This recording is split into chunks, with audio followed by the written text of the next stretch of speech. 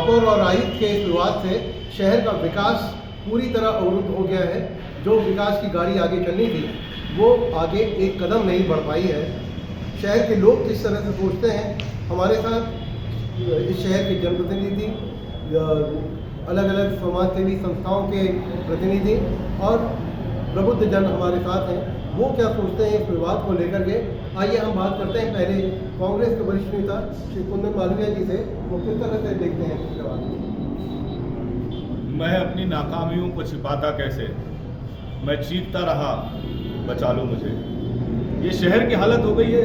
30 साल हो गए भारतीय जनता पार्टी के विधायक और महापौर ने खंडवा के विकास की तरफ ध्यान देने की कोशिश ही नहीं की, और आज ऐसे अनर्गल पला। मैं कहता हूं अगर कमिश्नर ने कुछ कहा है तो ये आपकी नेतृत्व शक्ति को एक चुनौती है। तत्काल उनका ट्रांसफर होना चाहिए या उनको यहाँ से हटाया जाना चाहिए। लेकिन अफसोस की बात है, परेशानी ये हो रही है कि भ्रष्टाचार का विकास नहीं हो रहा, इसलिए अफसोस हो रहा है, इसलिए चिल्ला चोट मची हुई है। इसको रोकना होगा। खंडवा अपने विकास के लिए तरस रहा है। सैकड़ों करोड़ खर्च होने के बाद नर्मदा जल जैसी योजना आज तक सफल नहीं हो पाई। आखिर क्यों? ये बहुत सारे सवाल है जो खंडवा की जनता आपसे पूछना चाहती है, लेकिन आपका विवाद इस नगर निगम सभागार के अंदर केवल इस बात को लेकर है कि कमिश्नर आती नहीं है, महापौर पूछती नहीं है।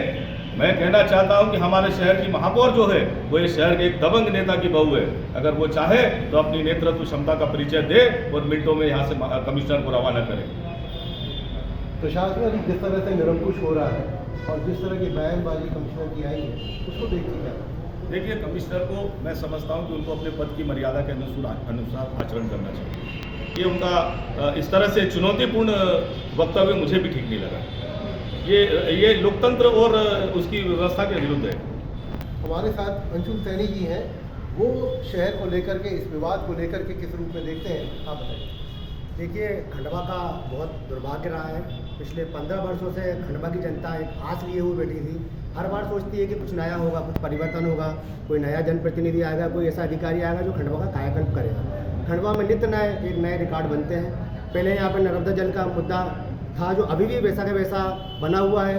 100 करोड़ की परियोजना को 300 करोड़ तक पहुँचा दिया। भारी भ्रष्टाचार हुआ, जनता प्यासी मर रही है, पर अभी तक कुछ नहीं हो पा रहा है। अभी जो नई शहर सरकार चुनकर आई तो जनता ने बहुत उम्मीदों के साथ इसे चुना और सोचा कि शायद खंडवा का काया पलट होगा। यहाँ पर जो हमारी निगम आयुक्त मैडम आई हैं, इसके पहले वो मंदसौर में पदस्थ थी, सीएमओ थी वहाँ पर, उन पर भ्रष्टाचार के वहाँ पे आरोप लगाए, परंतु खंडवा के ही कुछ ऐसे जनप्रतिनिधियों ने साठगांठ करके उन्हें खंडवा लाया। तो खंडवा में भी एक ऐसा नया रिकॉर्ड बनाया, रातम रात यहाँ पे सड़क बना दी गई जो दूसरे दिन गायब हो गई। तो ऐसे नए नए यहाँ पे रिकॉर्ड बने। सड़कों की जो पहले कहते थे कि यहाँ पे सड़कों में गड्ढे हैं, अब गड्ढों में सड़कें बची है। ऐसा हमारा प्यारा खंडवा है और कहीं ना कहीं इसमें जनप्रतिनिधियों का भी कहीं ना कहीं साठगांठ नजर आती है। और हम आशा करते हैं कि जल्द से जल्द इनका आपसी विवाद खत्म हो गए ताकि खंडवा की जनता को इस नरकीय जीवन से मुक्ति मिले। हमारे साथ शहर की प्रबुद्ध महिलाएं भी हैं, क्योंकि ये विवाद 2 महिलाओं के बीच में है। खंडवा में महापौर का पद महिलाओं के लिए आरक्षित है और विवाद इस बात को लेकर के भी है। आयुक्त का यह आरोप है कि महापौर के पति जो है वो बैठक में हिस्सा लेते हैं और उन्होंने स्पष्ट कहा कि महापौर के पति को मैं अब महापौर क्यों हुआ। तो महिलाएं, आप किस तरह से आप सोचती हैं कि महिलाओं को आरक्षण देने के बाद जो पतियों का हस्तक्षेप है वो क्या ठीक है, उचित है? देखिए, हमारी महापौर जो है खंडवा की महिला है और खंडवा की महिला होने के नाते, बहू होने के नाते वो अपने खंडवा की सारी समस्याओं से परिचित है ना। अब जो सारी समस्याओं से परिचित है, उनका ये विज़न भी है कि हम जो गली गलियों में जाके एक एक वार्ड में जाकर वहाँ की जन समस्याओं को सुनेंगे और वहाँ की जो भी समस्याएं होंगी उनका निराकरण करेंगे, उसके ऊपर सुनवाई भी करेंगे। लेकिन इसके बावजूद भी उनको नगर निगम से वो सारी सहयोग नहीं मिल रहा है जो उनको मिलना चाहिए, जिससे वो खंडवा का विकास कर सकें। रही बात आपने जो पूछा कि उनके पति भी जो है ऑफिस में बैठते हैं या मीटिंग अटेंड करते हैं, तो मैं आप सभी को पता है कि वो सांसद के प्रतिनिधि हैं। इस समय उनका एक पद है और वो सांसद के प्रतिनिधि के रूप में अगर वो मीटिंग में अटेंड करते हैं तो इसमें कोई बुरी बात नहीं है।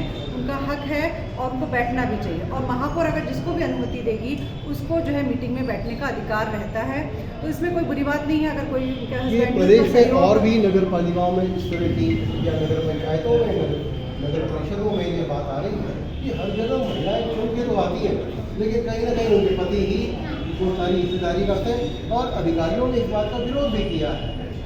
ठीक है, लेकिन मुझे लगता है कि अगर महिला के पीछे किसी पुरुष का हाथ है, अगर उसको आगे बढ़ाने में वो अपनी जिम्मेदारी समझ रहा है, सहयोग दे रहा है महिला को, तो ये हमको हमारे महिलाओं के लिए गर्व की बात है। क्योंकि कई घरों में ऐसा भी होता है कि महिला आगे बढ़ना नहीं चाहती, लेकिन उनके पति जो है उनको दबाव डालते हैं, उनको आगे नहीं बढ़ने देते, उनको रोकते हैं। अगर मैं चाहती हूँ अगर महिला पुरुष का विकास कर सकती है, उसी तरह से अगर महिला को आगे बढ़ने में अगर कोई पुरुष जो है उनका हाथ दे रहा है, उनको सहयोग दे रहा है, उसका कंधे से कंधे मिलाकर साथ दे रहा है, तो उसमें कोई बुरी बात नहीं है।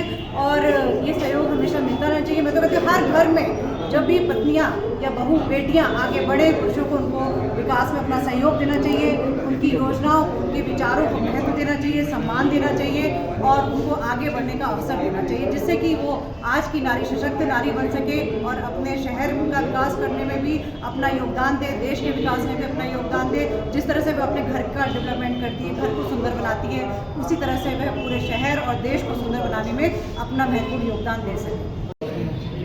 एक पत्रकार की निगाह से आपने शहर को देखा, इसके विवाद को देखा, एक आम नागरिक की हैसियत से आप क्या देखते हैं और क्या चाहते हैं? केवल शहर का विकास होना चाहिए, लड़ाई झगड़ा नहीं चाहिए, एक दूसरे पर आरोप नहीं लगाना, मर्यादा के अंदर रहना चाहिए और शहर का विकास करना चाहिए। हमारे साथ वरिष्ठ सामाजिक कार्यकर्ता श्री अरुण बाहेती जी भी हैं। मैं आपसे पूछूंगा, जो दावा किया गया था ट्रिपल इंजन की सरकार का, केंद्र में सरकार, प्रदेश में सरकार और यहाँ भी बीजेपी, ये ट्रिपल इंजन की सरकार, ये गाड़ी कितना विकास कर पा रही है?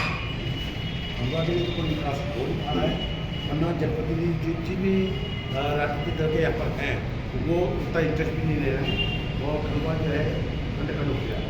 नहीं, आपको लगता है कि ट्रिपल इंजन का कोई फायदा? ट्रिपल इंजन को कोई फायदा नहीं है।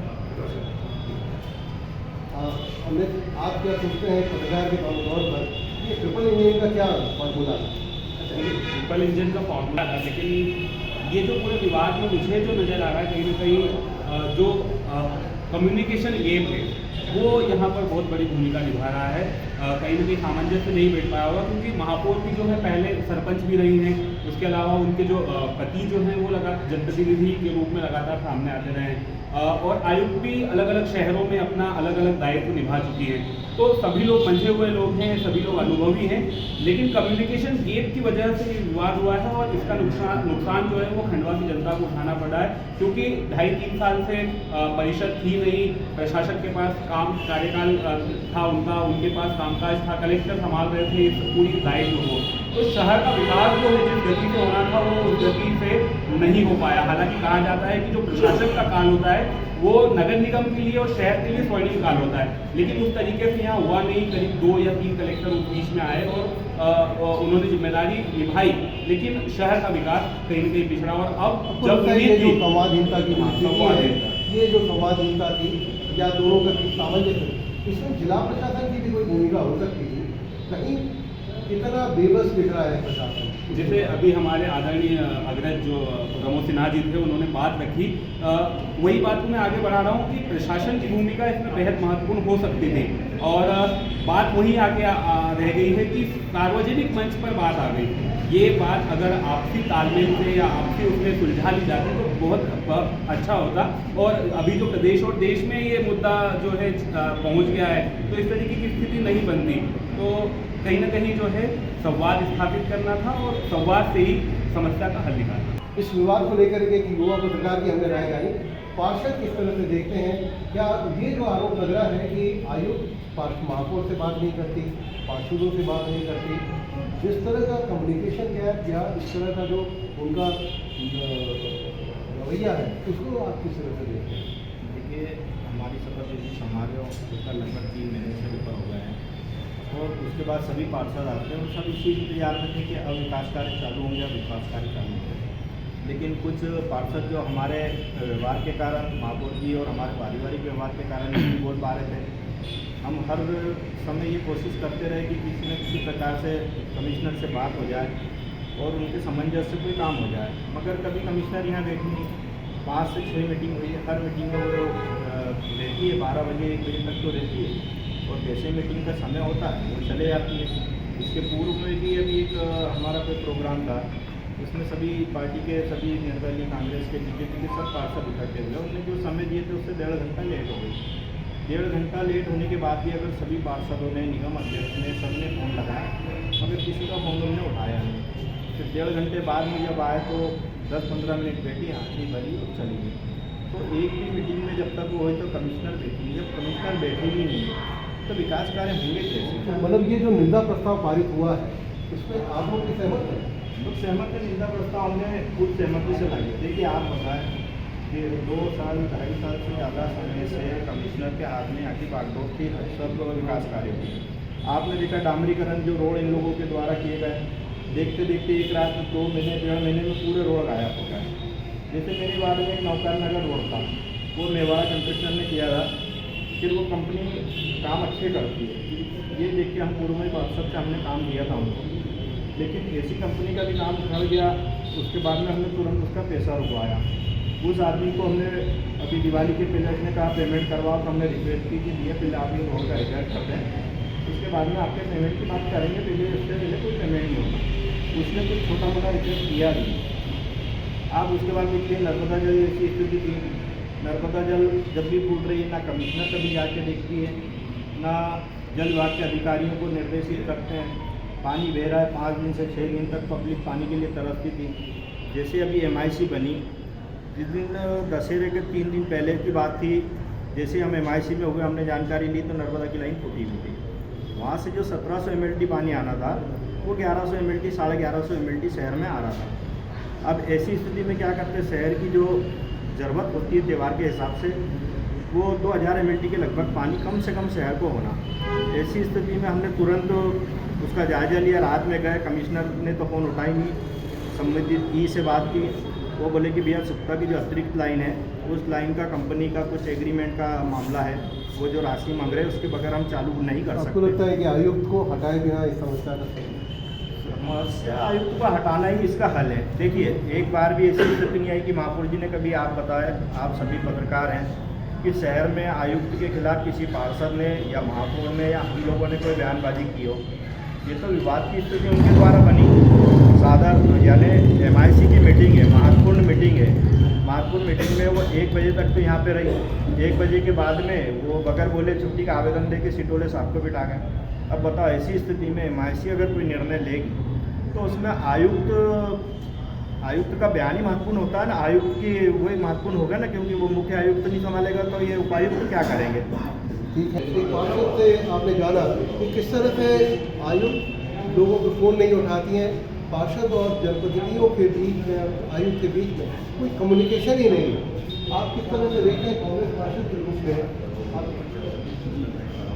एक्चुअल में जनप्रतिनिधियों को ही चुन के भेजा है महापौर जी, सभी पार्षद, मगर चूंकि आयुक्त मैडम ना फ़ोन उठाती थी, ना किसी का कोई कहना मानती है, और अभी तक ये जो 2.5 साल में जो अभी जो गैप मिला था, इस 2.5 साल में उन्होंने सब अपने मन की करी, है ना।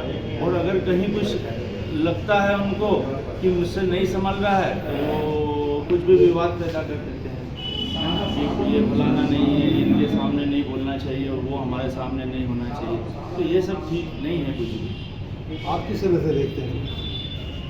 मैं तो शेर के साथ अपनी बोलता हूँ कि लश्कर भी तुम्हारा, सरदार भी तुम्हारा, तुम झूठ को सच लिख दो, अखबार भी तुम्हारा। जिस प्रकार से महापौर और कमिश्नर का विवाद चल रहा है, आरोप प्रत्यारोप का दौर चल रहा है, भारतीय जनता पार्टी का पार्षद, MIC पूरी भारतीय जनता पार्टी की, महापौर जो भारतीय जनता पार्टी की, विधायक कई वर्षों से भारतीय जनता पार्टी के, सांसद कई वर्षों से भारतीय जनता पार्टी के, उसके बाद भी दोनों आरोप प्रत्यारोप का दौर चल रहा है। तो शहर का विकास करेगा कौन? जिम्मेदारी तो आपने ली, शहर का विकास कौन करेगा? आयुक्त के बारे में ये तो अब कांग्रेस हो चाहे BJP के पार्षद, ये सबकी एक राय है कि वो संवाद नहीं करती, फ़ोन नहीं उठाती, ऑफिस नहीं आती।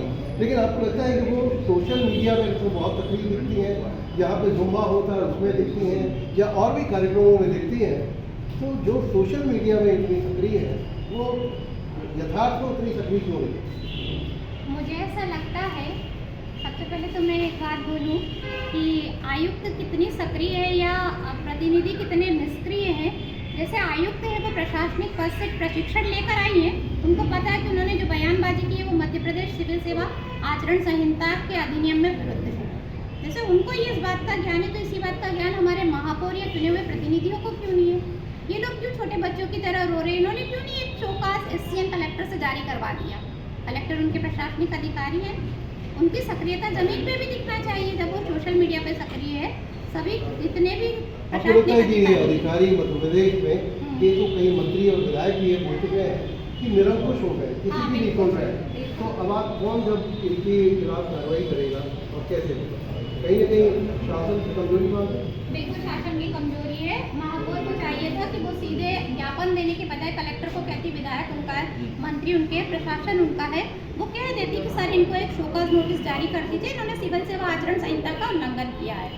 महापौर पति सांसद प्रतिनिधि है, उनको बैठने का पूरा अधिकार है। अगर आयुक्त पढ़ लिख कर आई है तो महापौर भी पढ़ लिख कर आई है। वो भी सरपंच रही है, विधायक के घर की बहू है, विधायक की बेटी रही है, उनको भी उतना प्रशिक्षण होना चाहिए कि वो अपने अधिकार जानती।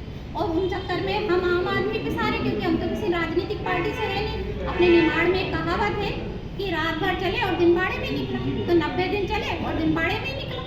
हमारे साथ युवा कांग्रेस के अध्यक्ष भी हैं। आप इस विवाद को किस रूप में देखते हैं और इससे शहर किस तरह से प्रभावित हो गया? शहर तो प्रभावित हो ही रहा है। यहाँ पर विकास नाम की चीज़ जीरो है, लेकिन जो भारतीय जनता पार्टी के सांसद, सत्ता, सरकार सब भारतीय जनता पार्टी की।